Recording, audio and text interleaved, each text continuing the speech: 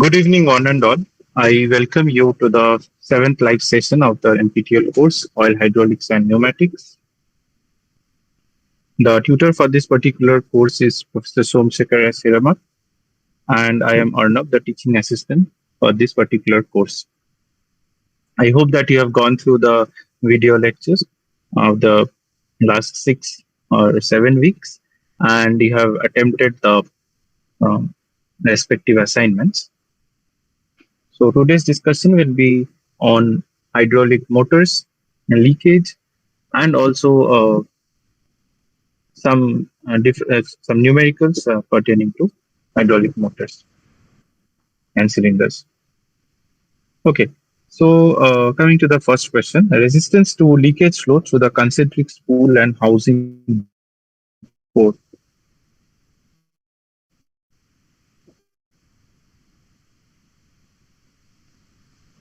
Yeah, so you need to be careful about the terms here. Is asking the resistance to leakage flow through the concentric spool and housing board are the inversely proportional to viscosity and length of the leakage path, directly proportional to viscosity and length of the leakage path, and some like parameters which uh, which are some features of this particular setting.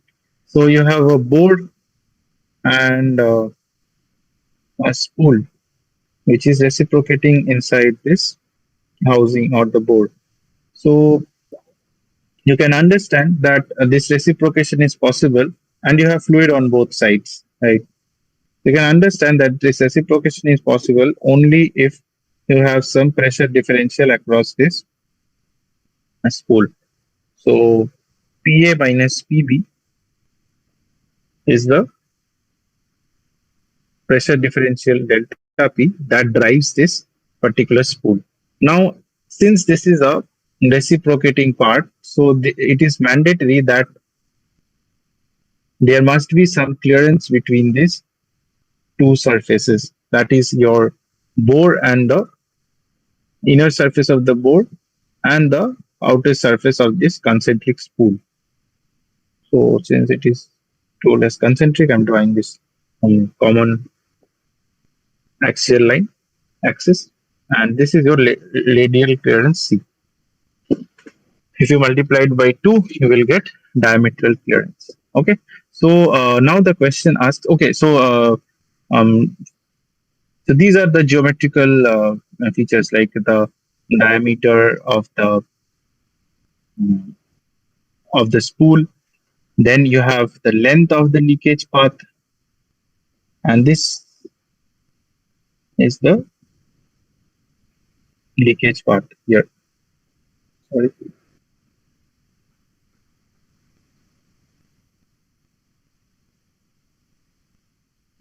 This is your leakage path from where the liquid will flow from A to B. So after some numerical modeling and we can derive the equation for the leakage. This is the rate of flow of liquid from A to B through this leakage path. So that is nothing but pi d C cube into delta P divided by 12 mu into L. Mu is the dynamic viscosity of the liquid. You can understand the dynamic viscosity is nothing but the resistance to relative motion between any two adjacent layers of liquid, of a fluid, say. So if the resistance to the relative flow between two layers of liquid is high, then obviously it can be perceived that there will be more resistance to leakage. So the liquid can't easily leak through this small passage.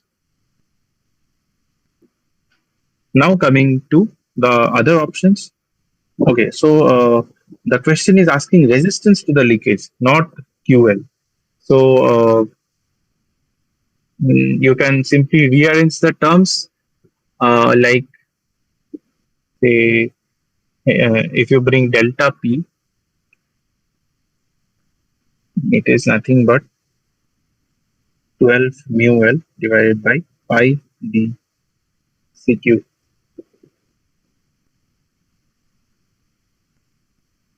Okay. So we know that your delta P,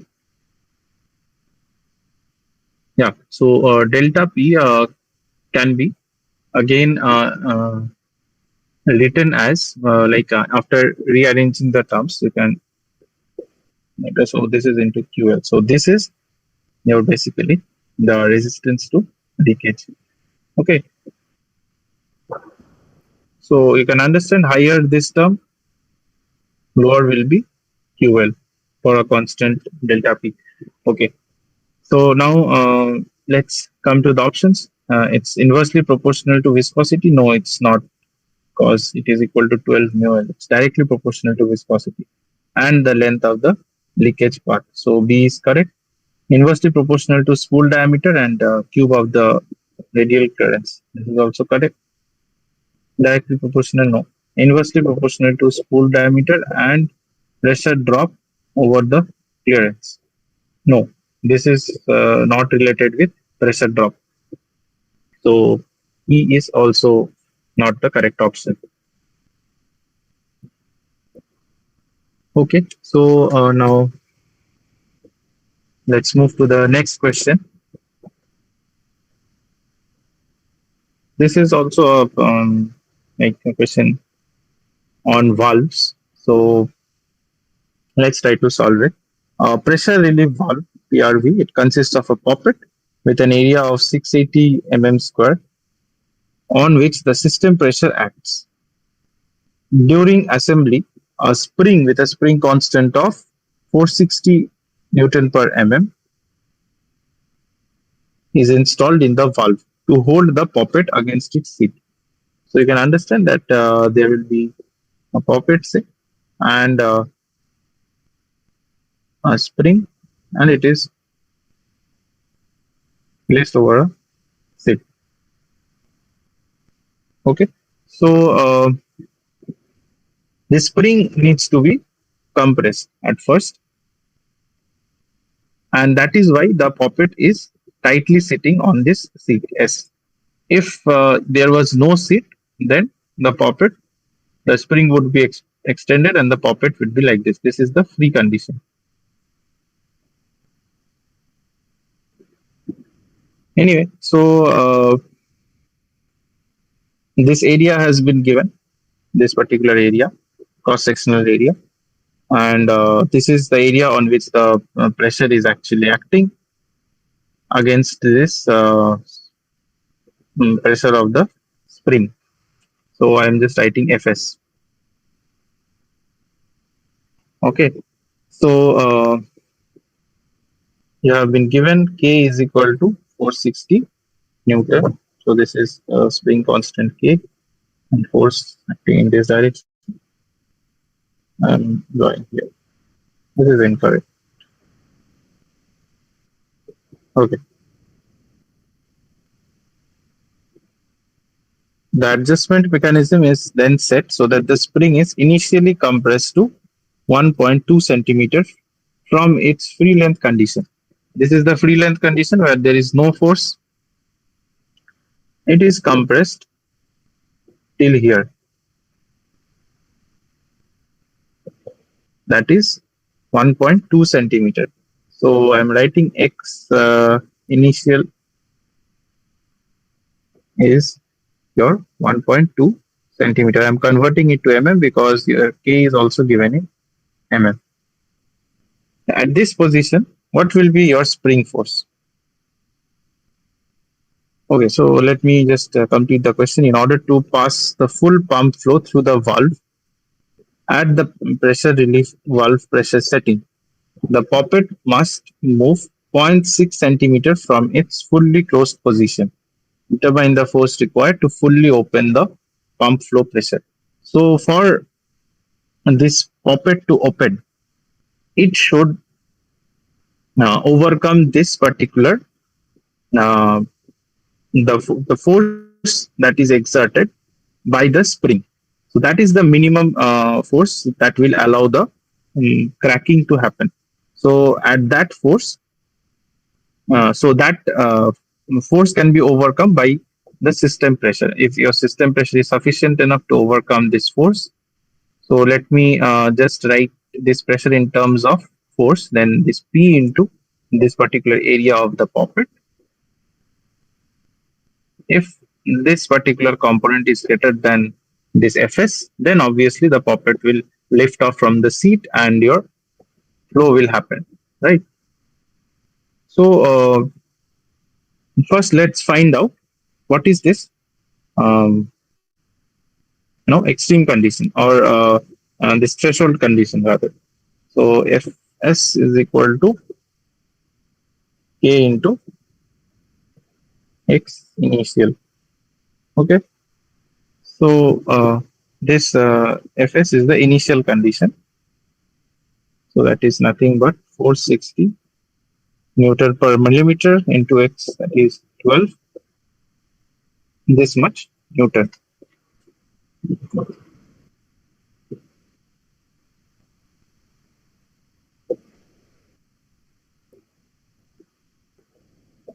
I hope the calculation is correct. You have 460 multiplied by 12, 5520, this much Newton. So this is the spring force which is acting initially. Now the question says that so this force is also called the cracking force, and the corresponding cracking pressure is nothing but this Fs initial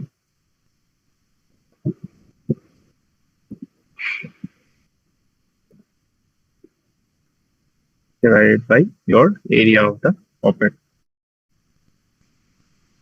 So what is that? 680 mm square. So your 5520 divided by 650 Newton per mm square. You should be careful about the units. So this one divided by 680. It's equal to 8.117. 8.118. Okay.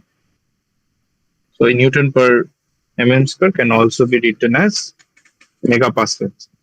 This is your cracking pressure. Now it is being told, in order to pass full pump flow through the valve at the pressure relief valve setting, the poppet must move 0.6 centimeter from its fully closed position. So for full pump flow condition,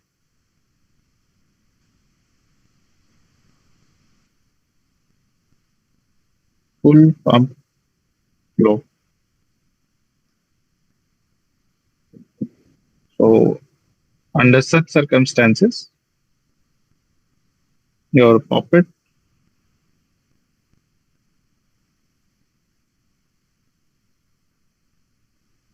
so this is your seat, this is your poppet. You have the system pressure acting here.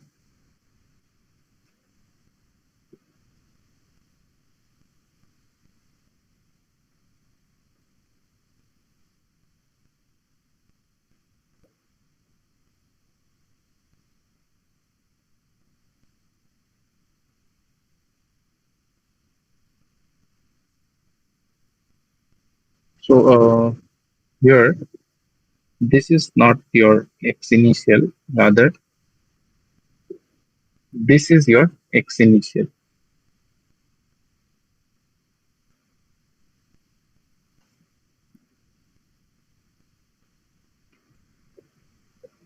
This is a free condition. This is the length by which it is compressed. Now your value of X from this, you know, un from this free position, or the free configuration of the spring. How much compression is it now? Now the value of x free I would write.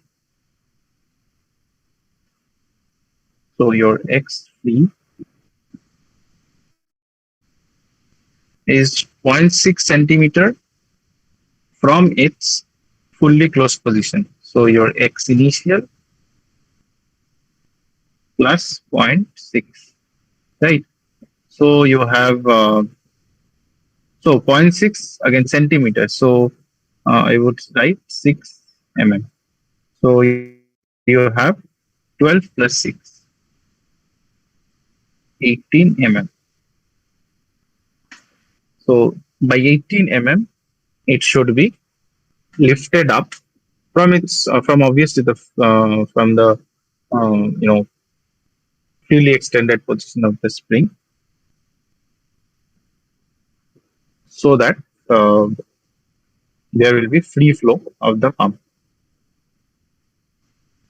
So now what will be your force?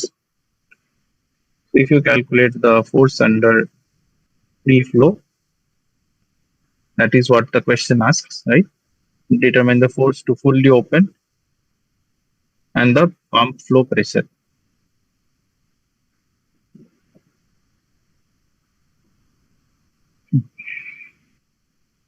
So this is nothing but your K into X free flow. So what is the value? Your K is 460 multiplied by 80. You should be again careful about the units.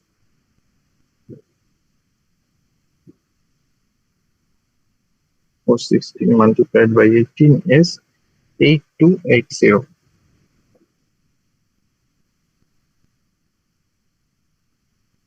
This is your force acting, or the force required to fully open. And what will be the corresponding pump pressure? It is nothing but this F free under free flow condition divided by the area of the poppet.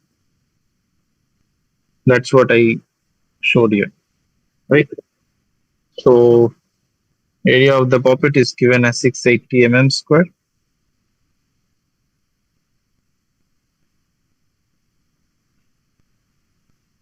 I think the question didn't ask cracking pressure, so I just this was not needed. But yeah, it may ask you.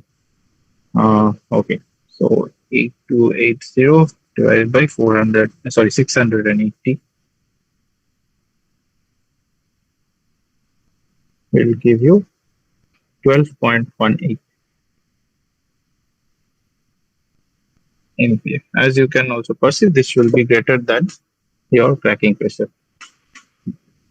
So yeah, coming to the next question.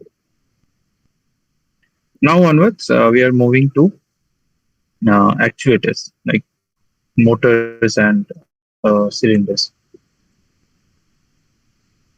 So a single vane motor has outer radius of rotor 8 mm, outer radius of vane 18 mm, width of the vane 12 mm. If the pressure is 20 MPa, what torque must be developed? So yeah, you have to first calculate the volumetric displacement.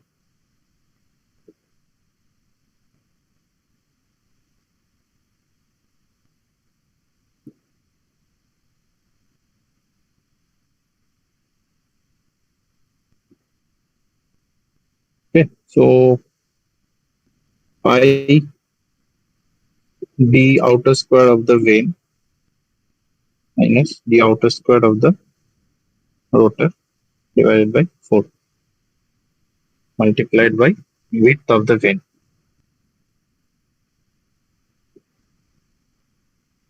This is the volumetric displacement, actual volumetric, sorry, this is the ideal volumetric uh, displacement.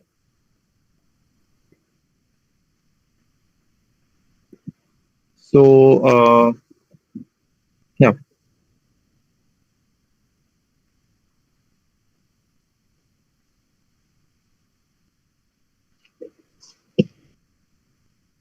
18 square minus 8 square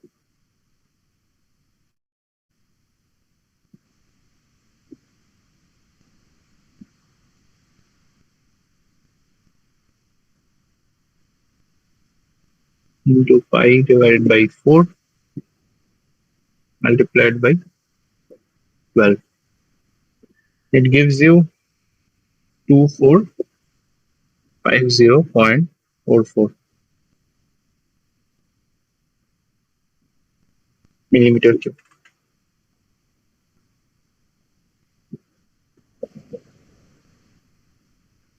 So this is the liquid that is displaced for a single rotation. I told the pressure is 20 MPa.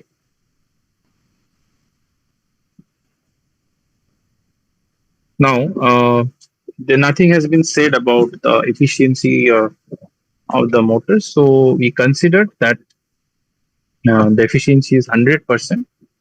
So saying that, we can write that 2 pi n multiplied by T, that is the torque developed by the motor, is equal to P into Q.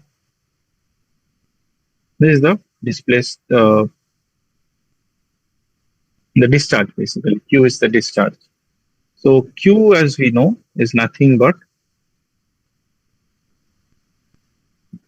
Vd multiplied by N. Okay, so N is the uh, revolution per minute, or the angular velocity.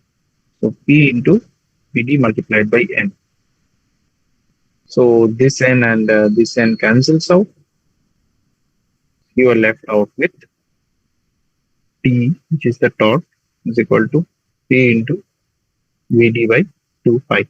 If there was any efficiency factor, then you have to again divide it by that. But here there's no efficiency. So, sorry, you have to multiply that because your torque is the output, right? So here we are considering 100% efficiency. So your pressure is 20 megapascal. Megapascal is again Newton per mm square. Vd is 2450.44 mm cube divided by 2 pi. Let's do the simple calculation. So we have got 2450 from previously multiplied by 20 divided by 2 pi.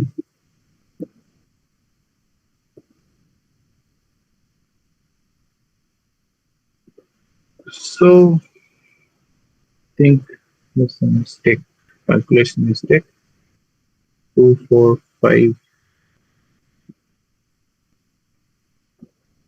Oh, right. So the question has given radius. See, I have also made a mistake here. So this is not diameter. I'm extremely sorry. This is radius. It has been given in the question. So let's just write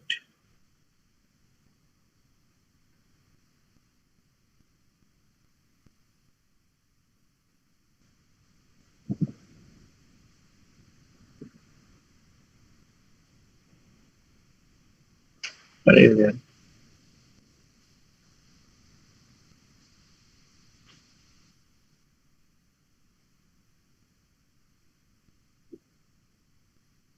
Yeah. You just multiply this with 4. That's it. I'm just writing 4 multiplied by this. Again, here you have to multiply 4. Okay. So you should be careful about this small things. Otherwise, for MCQ questions, it's difficult to you know detect the mistakes.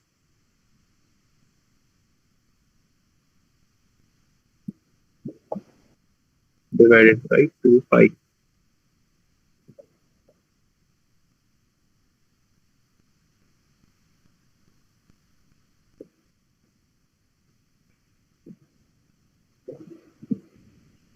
You will get near about 32,200.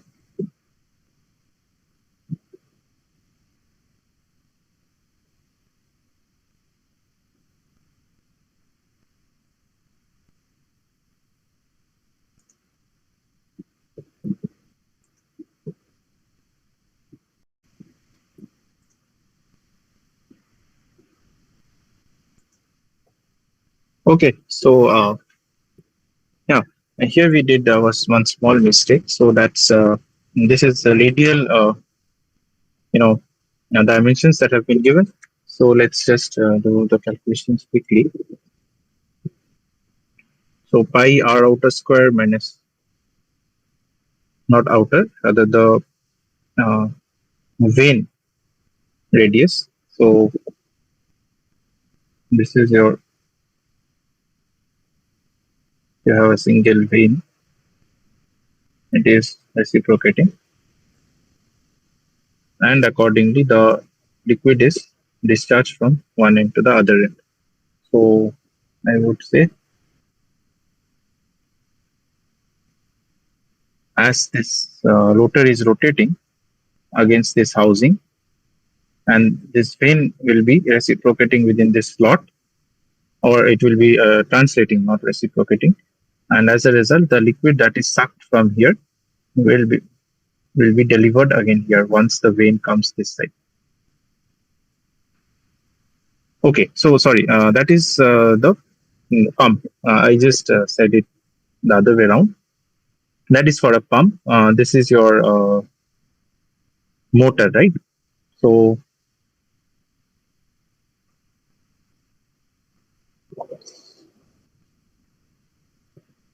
say this is your vane, and you have the rotor is the output basically. So as this flows from here, it will push the vane in the radial in this direction, and the vane will again come here, and the discharge will take place like this. And as a result, I will get one complete rotation of the vane. If you do the calculations, it will be 18 square minus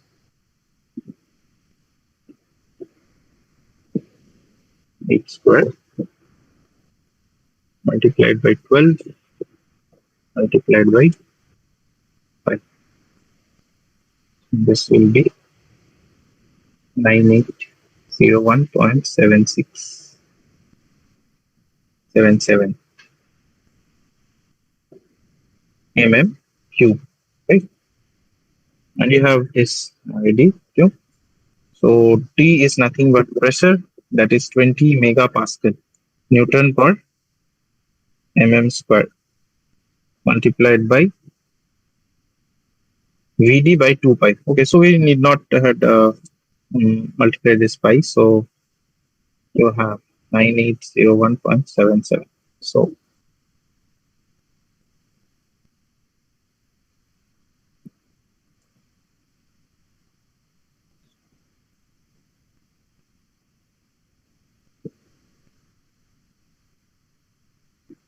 you will get 31,200.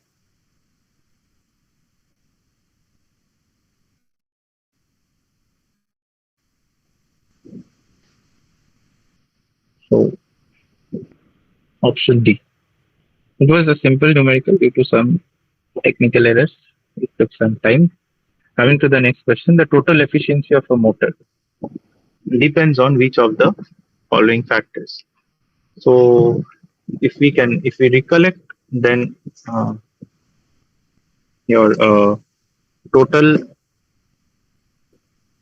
efficiency, it depends on which of the following. Okay, actual flow rate and theoretical flow rate, obviously, because that is what determines the volumetric efficiency. Then hydraulic power input to the motor alone, no. Mechanical power of the output alone, no. Both hydraulic power input to the motor and mechanical power output of the motor, yes, because that is basically your total efficiency. The actual torque and theoretical torque, yes, because that governs the mechanical efficiency. So your overall efficiency is a multiplication of these two terms. So all the three factors come into picture.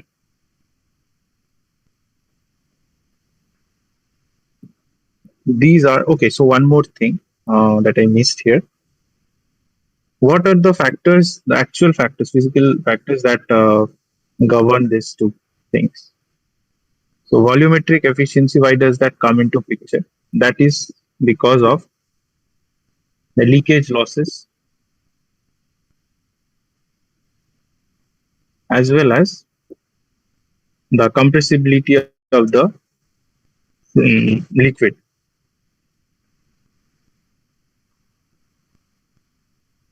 of the working liquid. So due to these two factors, this efficiency term comes into picture. Mechanical efficiency, on the other hand, comes mainly due to two factors. One is the Coulomb friction, or friction between the moving parts. Another is the viscous shear. So viscous viscosity is also a manifestation of friction force. That friction is nothing but between the resistance to the relative sliding between two layers of liquid. Coming to the next question. These are the methods to control the stroke of the piston. DCV, no. This that controls direction of flow or the direction of motion. Threaded rod and lock nut. Yes, it can be used to basically have a arrangement like this.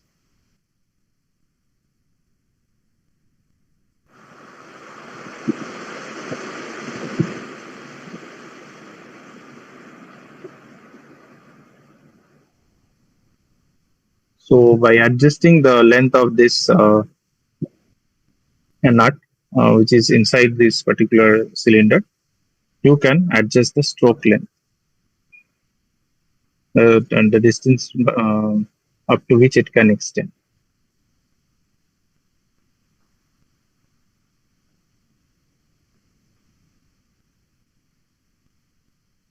So, PCV, it is also not pressure control valve, controls the pressure, not the stroke. Then stop tube, yes, stop tube can be used to control the stroke of the piston. So generally the stop tube is installed like this.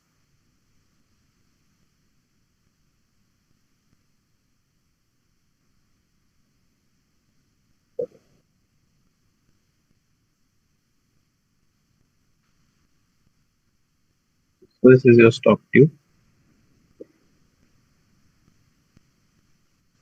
And here you have the gland portion through which the rod side gland basically.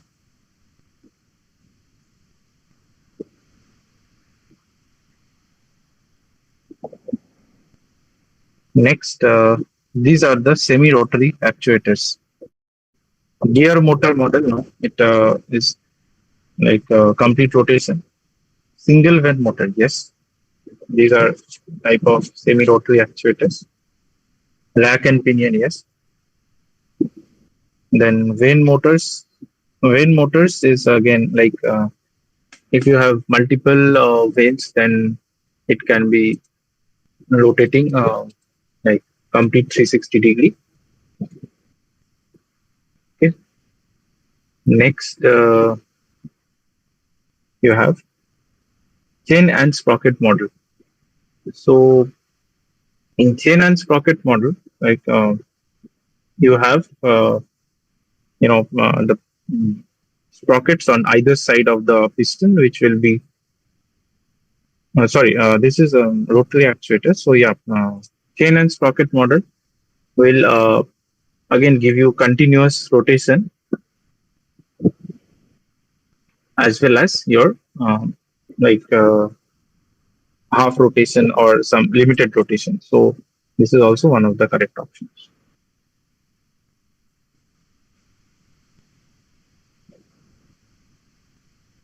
Coming to the next question, hydraulic motor has a volumetric displacement of 123 centimeter cube, operating at a pressure of 60 bar and a speed of 1800 rpm.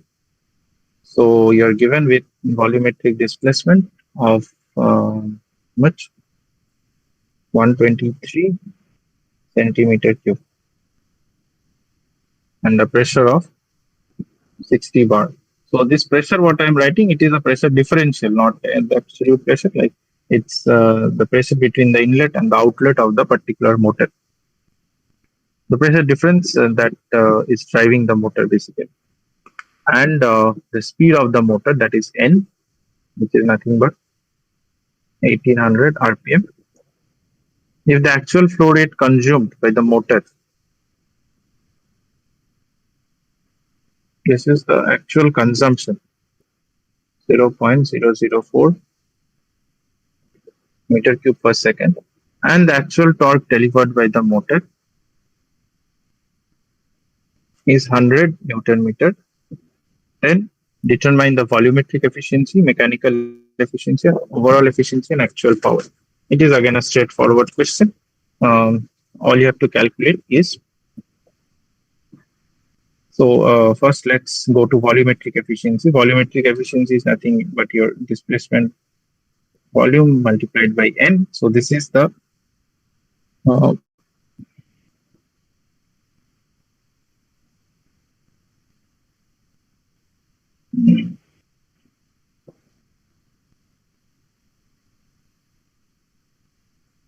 theoretical volumetric theoretical volumetric discharge divided by the actual the consumed volumetric.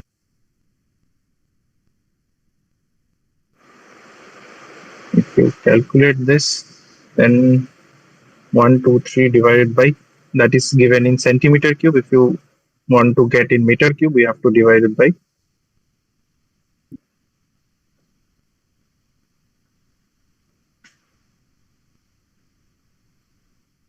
you have to divide it by 10 to the power 6, right?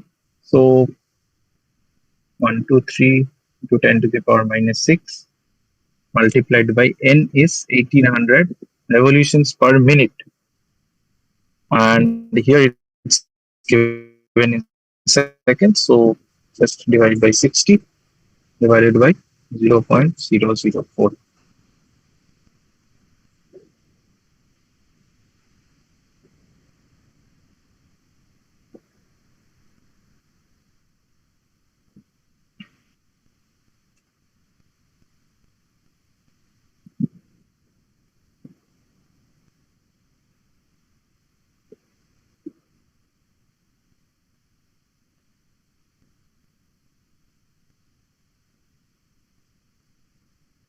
We are getting 92.25 percentage.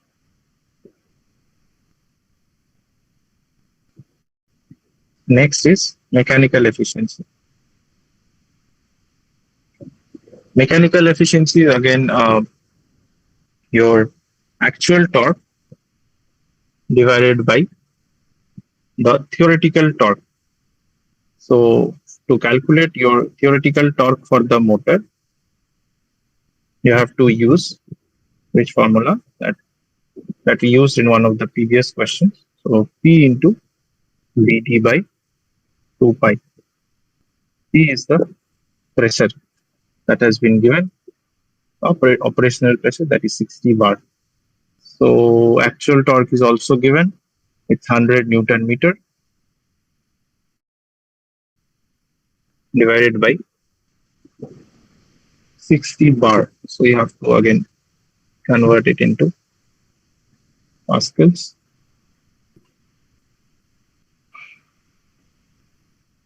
multiplied by VD. That is the volumetric displacement. 1, 2, 3, 10 to the power minus 6 divided by 2 pi. So I'll get here 10 to the power minus 1.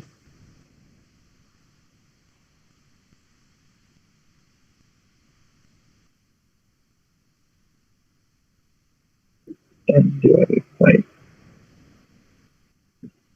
3.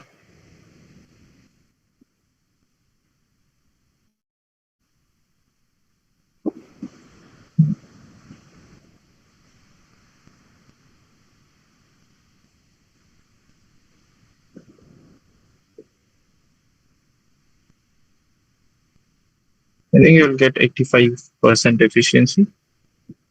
So yeah, you can understand that mechanical efficiency, mechanical losses are much more intense compared to your what volumetric losses, right? So let me just cross check once again.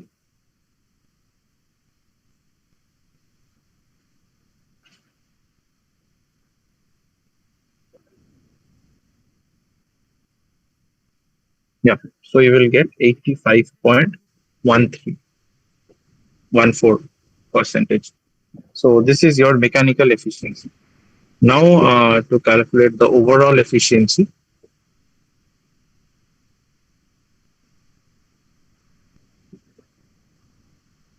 you have to multiply both volumetric and mechanical.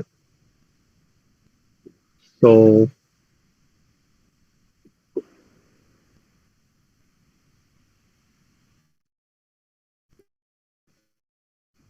we'll get 78.5%. Next, actual power.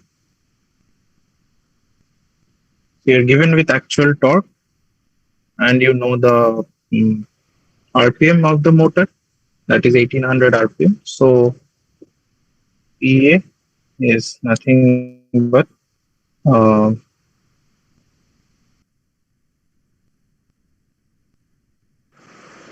2 pi n into TA. So 2 pi into 1800 into PA. So PA is again like T actual basically 100 Newton meter. And yeah, this needs to be converted to seconds.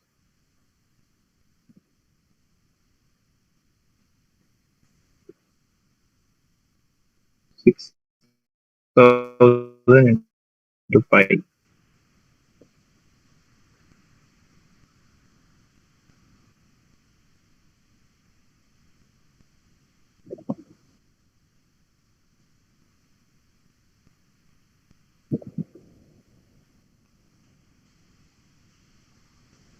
$18.85 kilowatt. Okay. Coming to the next question. This is also on piston cylinder arrangement. Sorry, this is also on hydraulic cylinder. So the question says a pump supplies oil at this much volume to a 50 dia double acting cylinder. So you're given with Q, which is 0.0018 meter cube per second to a 50 dia double acting cylinder. So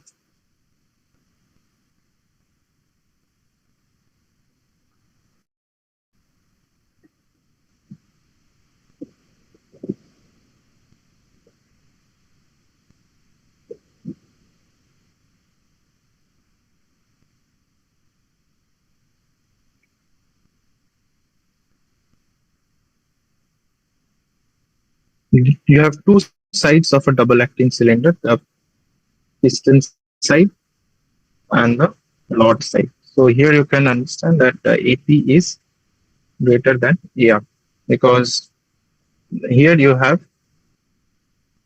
the piston diameter square minus the rod diameter square, and here you have dp square alone. Okay,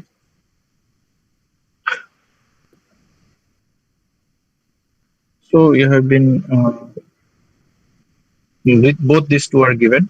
dp is 50 mm and dr is 25 mm, and the load that is acting F is equal to 6000 Newton.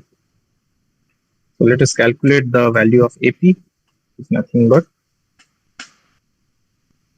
how much? It's 5 by 4 into 50 square.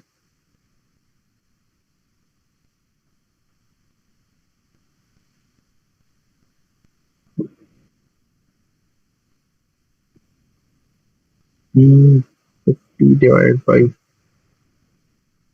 1000 square. So it's 0.00196 meters square, whereas this one will be less than this. So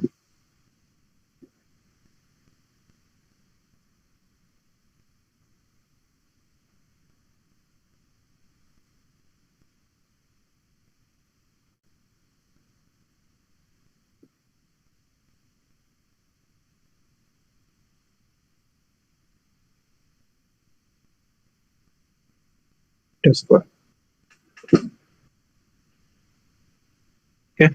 So we have got the piston side area, which is higher than the rod side area, and you obviously have two ports. So during the extension stroke, the liquid will be flowing in from here. So let's write it as QA, and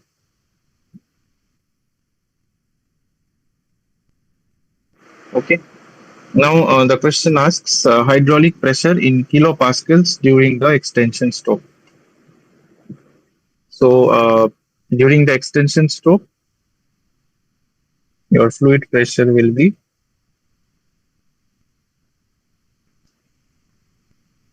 the force which is acting during the extension stroke divided by the area of the piston. Why?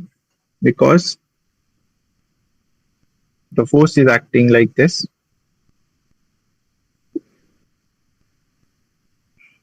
and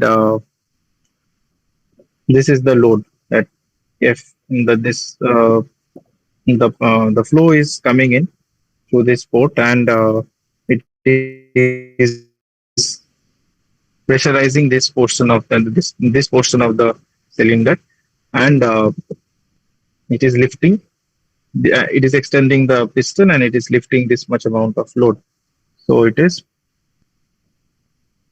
6000 Newton divided by your. Okay, so this will give in Pascal. You will just simply convert it into kilopascals. How much are you getting? 6000 divided by this.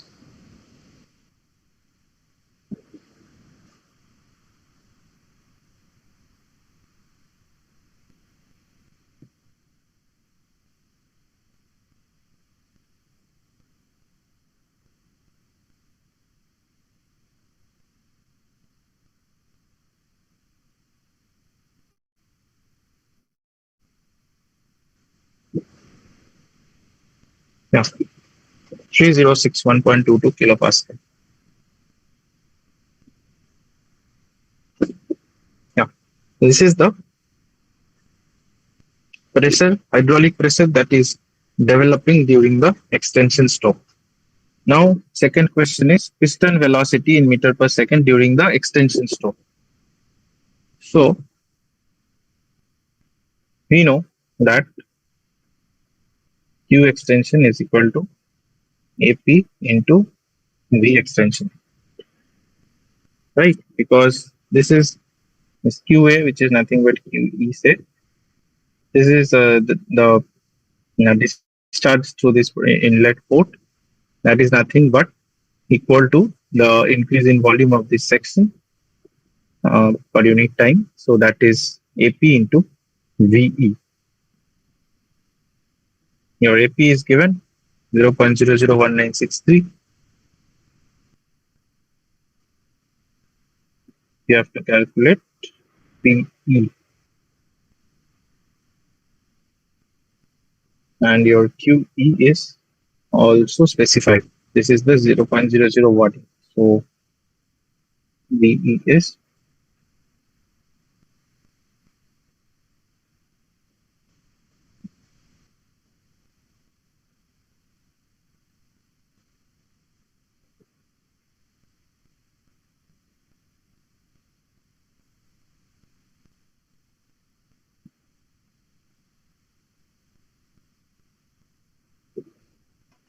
I am getting 0.917 meter per second. This is your velocity of piston during the extension stroke. Third, cylinder power in kilowatts during the extension stroke. So let me write it as power as like this extension stroke. So that can be calculated by simply multiplying the load that is being displaced multiplied by the velocity at which the load is being displaced. So that is nothing but 600 Newton, 6,000, sorry, not 600, 6,000 Newton multiplied by 0.917. You will get 5.501 kilowatt.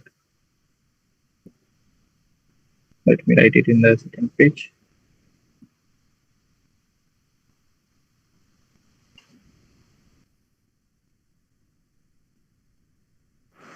Hydraulic pressure in kilopascal during the retraction stroke. Now you can understand that during retraction, liquid will be flowing in from here.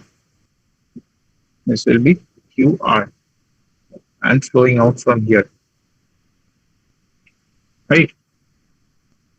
So that time this is the pressure that will be acting on the piston, on the rod side, that is this side, this area. Again, so if you need to calculate the hydraulic pressure during retraction, it is nothing but the force that was acting during the retraction, which is same as that was acting during extension also, that is 6,000 Newton divided by the rod side area. Because now as it is retracting, like the pressure is building up on this side, right? This particular area is increasing due to the flow rate QR.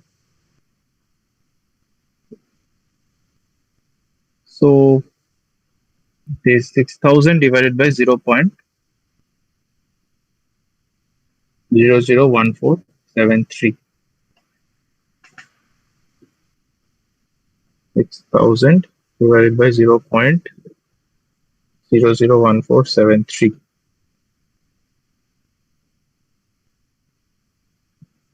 It's coming out to be 4.07 MPa or 4074 kPa. The question asks in kPa. Now next, the piston velocity in meter per second during the retraction stroke. Again, this is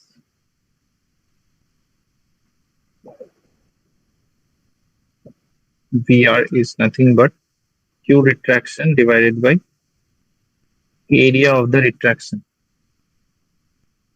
side, or the rod, the rod side area. AR is not the cross-sectional area of the rod. It is the area of this annular portion between the rod and the cylinder lining. That section. Okay. So again, 0.0018, because that is the volumetric flow rate coming from the pump, divided by rod side area, that is 0.001473. Again, you're getting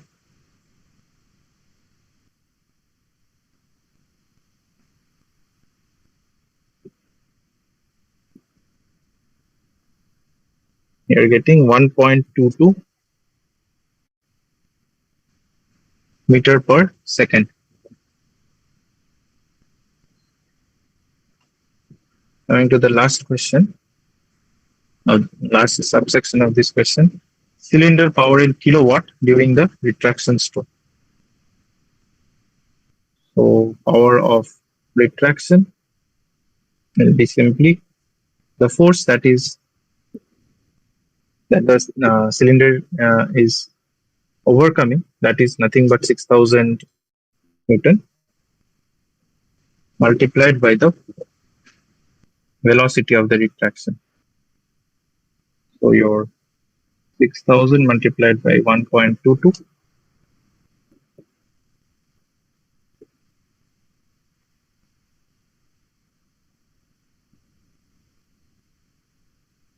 it will give me 7.32 kilowatt.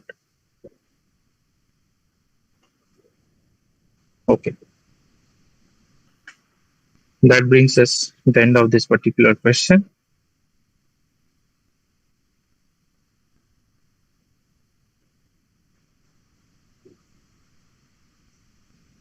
How are volumetric and mechanical efficiency of a hydraulic cylinder related to the pressure and velocity? That for a hydraulic cylinder, for a double acting hydraulic cylinder, suppose this is the rod end, the piston end and the rod end, A and B. So here the I am talking about the extension stroke. Say you can just consider any one of the stroke and try to analyze. There will be some load that will be acting on the piston during this extension period. Now the liquid or the fluid that is flowing in from here, the hydraulic fluid, that is having an energy of PA into QA.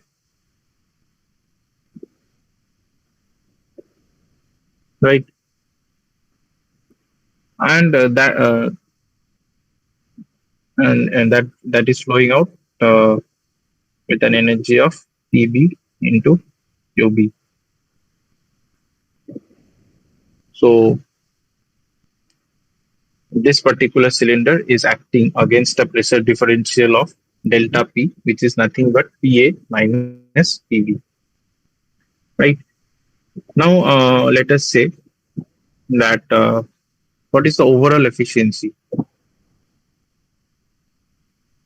Overall efficiency of this particular pump. Of this particular hydraulic cylinder. So that is nothing but the force that is acting against this extension stroke into the velocity of extension divided by PA into QA.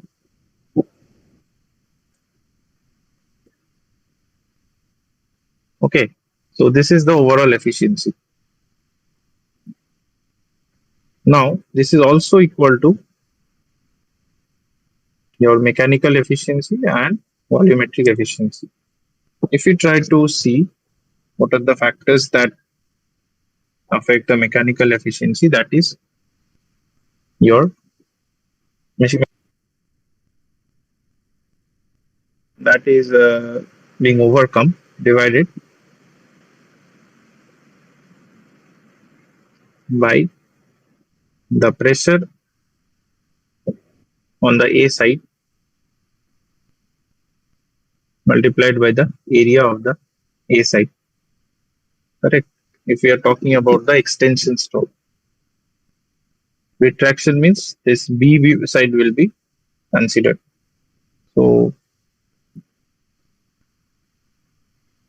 there is the pressure PA into A subscript A. So what are the factors that determine the value of this mechanical efficiency? That is how much Coulomb friction is acting between the sliding parts, and also the viscous shear force that is acting in the liquid as it is trying to move. The viscous force comes into play whenever you have the liquid in motion, not in static conditions.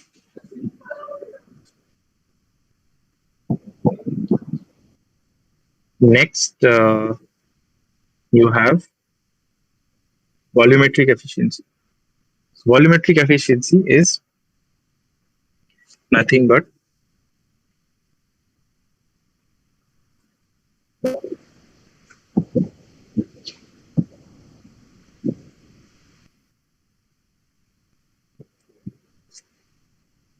the rate at which the working volume means this particular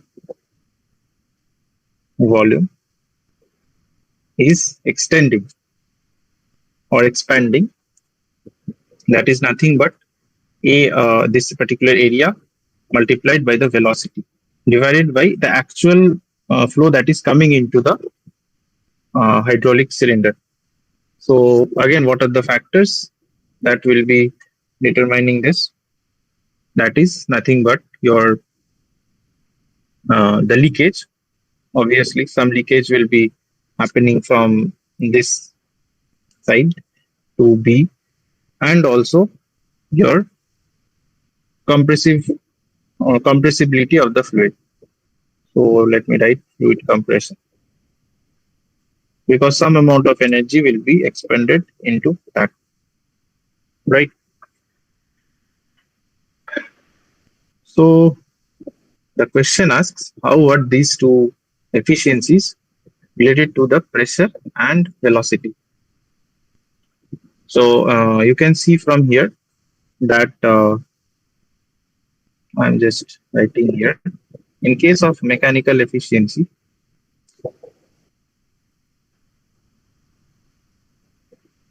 let me write this. In case of mechanical efficiency, if your pressure is increasing, air pressure means delta P basically, if it is increasing, your mechanical efficiency will reduce. Sorry, and your volumetric efficiency will reduce.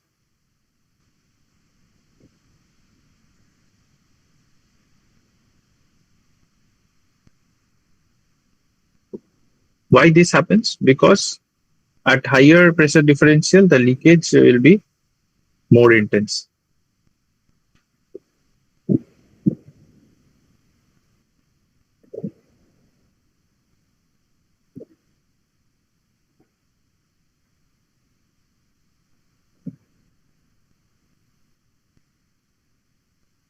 Okay, so again, what is the other factor? The velocity.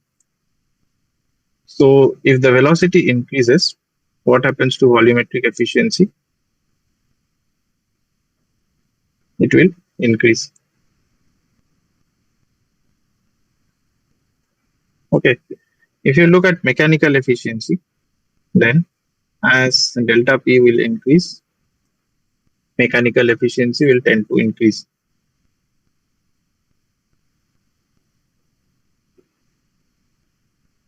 However, velocity when it increases, your mechanical efficiency.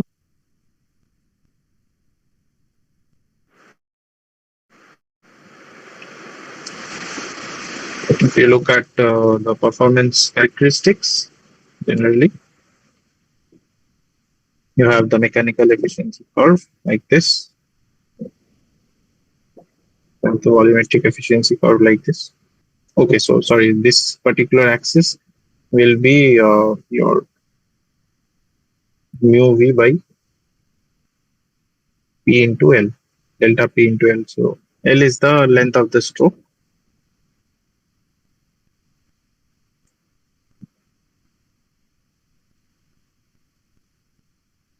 This is your overall efficiency. This is somewhat different from pump that we had discussed in one of our previous sessions. Now coming to the next question. So for that I need to erase this particular part,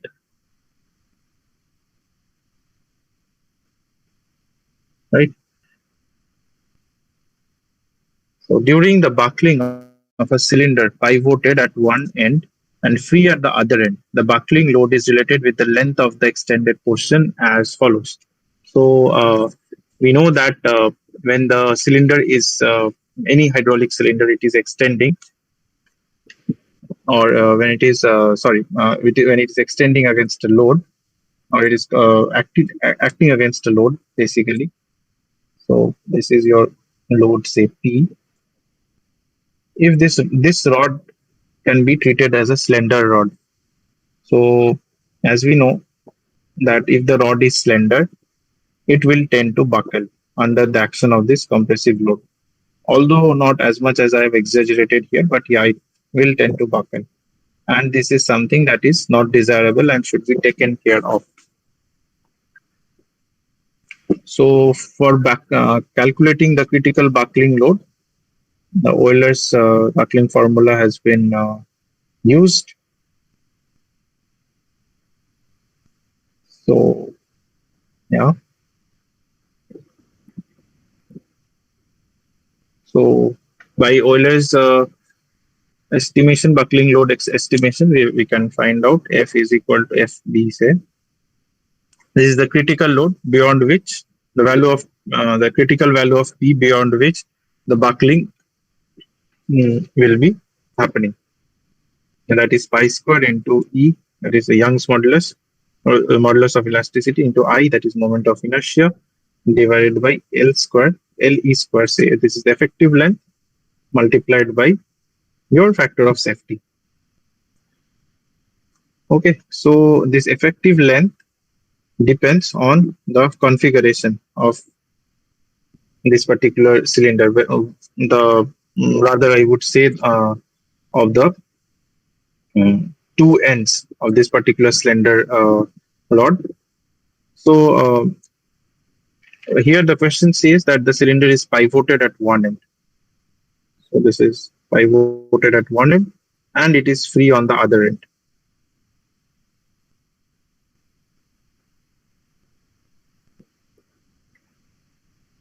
Okay, so there is a mistake here. It should be fixed at one end, because see, if you are pivoting it, it will rotate basically. So there is no resistance to the rotation factor.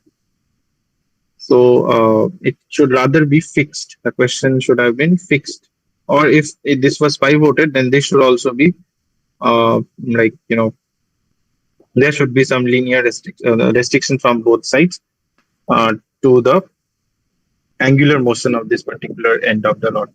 So yeah, let's say fixed. For the fixed condition, this thing will act like a cantilever. This is also fixed. Say. So your slender rod will try to buckle like this under the action of load P, or FB, say buckling load. So what is the value of L effective in that case? L effective will be nothing but twice of L. effective length of buckling will be twice of this length of the rod, extended portion of the rod L. Here you can understand that this is a square term in the denominator. So FB will be inversely proportional to 4L square, right? So the first option is correct. Coming to the next question, you have to match the following. With this, we will end the session. So here you have different types of cylinders that have been mentioned, and here the particular operation that needs to be carried out. So you need to select the particular cylinder with respect to the operation. So no need for high tolerance of inner cylinder walls. So a particular type of cylinder where so generally in all cases of hydraulic cylinders, we need to be very much particular about the dimensional tolerances and accuracies while machining the cylinder lining, because the piston will be sliding. So that is the general perception. But there are certain types of cylinder where you don't have a piston that is sliding on the walls of the cylinder. So which particular cylinder is that? If you look at the options, it will be displacement cylinder. In case of displacement cylinder, you have this sort, and you have a flexible bearing here.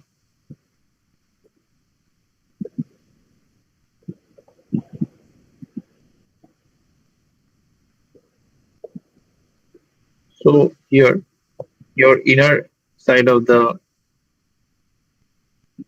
cylinder may not be perfectly machined. Okay.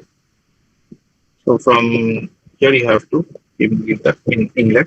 So inlet of the fluid. So as it fills this portion up, it will exert pressure here and it will extend. So you need to make the rod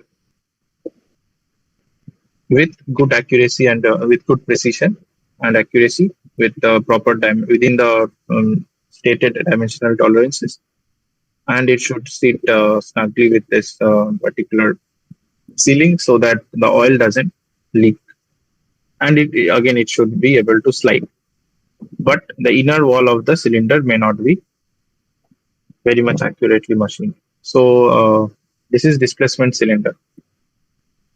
So I will light just number this 5. Next, short axial dimensions compared to bore size used for large load and small displacement.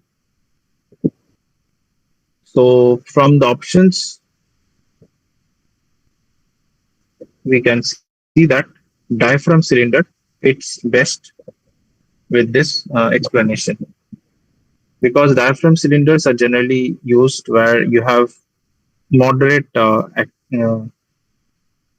radial space, but your axial space is available is very less. Example, for clamping purpose. So in such cases, we use diaphragm cylinders. So you have a casing and a flexible diaphragm. It is acted against by a spring force, and you have the piston here, and it is like a single acting cylinder. So the fluid flow will come from here. It will, this particular diaphragm is flexible, so it will extend this. It will deform, this diaphragm will deform and it will extend the particular piston.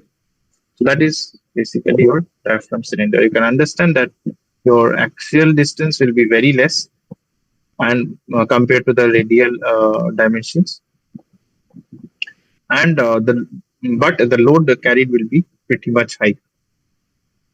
Used in suspension systems for quiet, safe, and consistent operation. So as you can understand, bellows cylinder is used because So this is how it looks like. It can be uh, multi-stage or single.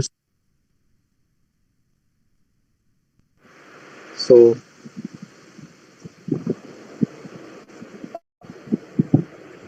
so used for high stroke length and low retraction length. That is your impact. Sorry, telescopic cylinder. So it can extend up to higher lengths, and that happens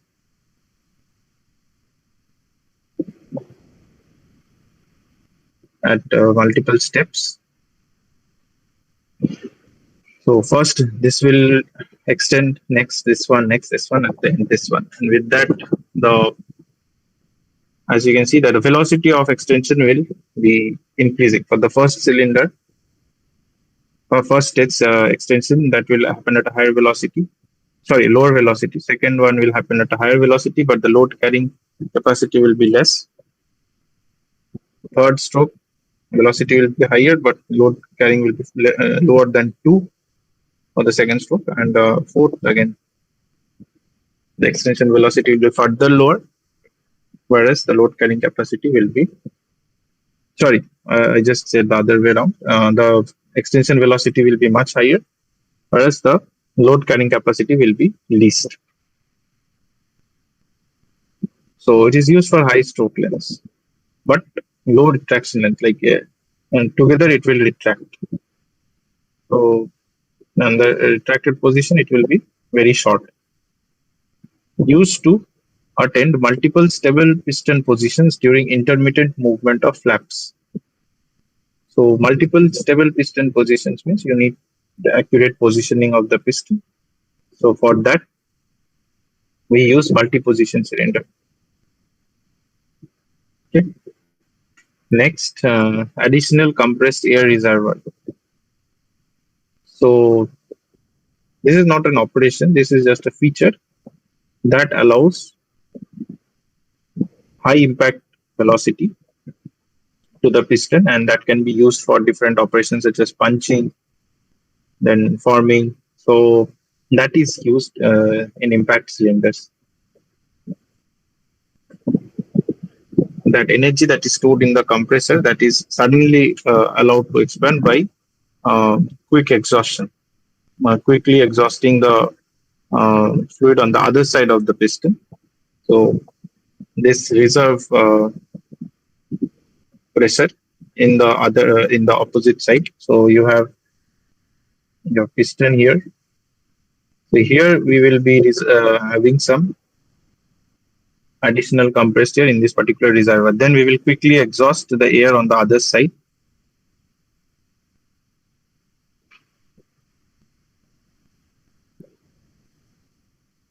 Quick exhaust. So that will allow the cylinder to accelerate very fast. So that's why we'll get high impact loads. And yeah, that is impact cylinder.